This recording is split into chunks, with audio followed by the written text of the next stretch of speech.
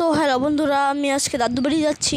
এবার অনেক কম সময়ের জন্য দাদু বাড়ি যাওয়া হচ্ছে, যেহেতু স্কুল বন্ধ, পূজার ছুটি দিয়েছে, এর জন্য আমার দাদু বাড়ি যাওয়া হচ্ছে। তারপরে আমি আর তুতুন দুইজনে বাসের জন্য অপেক্ষা করতেছি। তারপরে বাস এসে বসছে, আমরা বাসে উঠে বসছি। তুতুন আমার কোলে বসে, যেহেতু বাচ্চা মানুষ সিটে রাখলে ভয় পায়, যেহেতু বাস একটু হালকা কাঁপে। তো এখানে তুতুন জানলাতে বসে বসে বাইরে দেখতেছে। তারপরে এখানে রাস্তা অনেক জ্যাম হয়ে গেছিলো। তারপরে আমরা পৌঁছে গেলাম বাস থেকে নেমে। আমরা অটোতে উঠেছি। বাড়িতে গিয়ে আর কোনো ভিডিও করা হয়নি।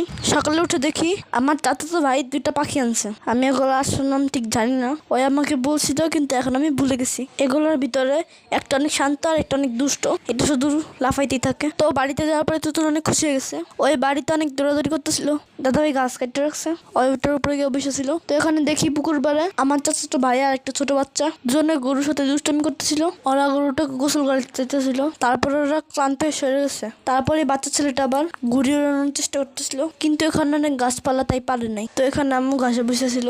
আপনারা সবাই দেখেন আমাদের পুকুর পাড়টা, এটা রাস্তার পাশে, এখানে অনেক গাছপালা, তাই এখানে কোনো ঘুরি টুরি উড়ানো যায় না।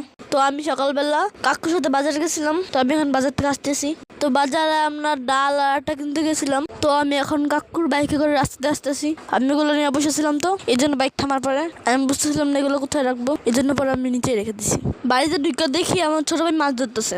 মাছ ধরার পরে একটা মাছ ধরছে, মাছটা দৌড় দিছে। তারপর আবার ডাক দেওয়ার পর আবার আসছে, তাই ওই আমাকে একটা ছোট্ট বাচ্চা মাছ ধরে দিছে। তারপরে ও আমাকে ঢাকায় মাছ নিয়ে আসার জন্য একটা ব্যবস্থা করে দিছে।